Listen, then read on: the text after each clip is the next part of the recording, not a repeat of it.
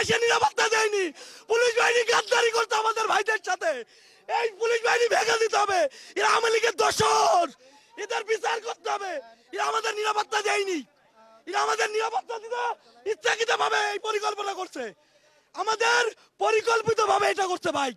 আমরা দেশবাসীর কাছে এই পুলিশ বাহিনীর বিচার চাই।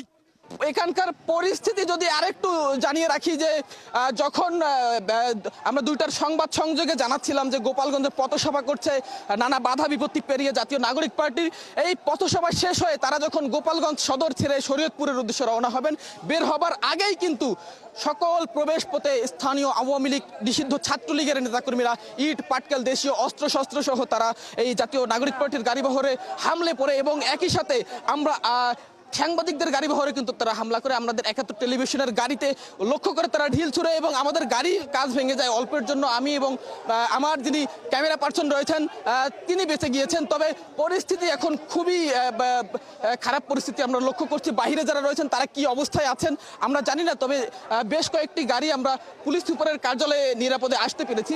এর বাহিরে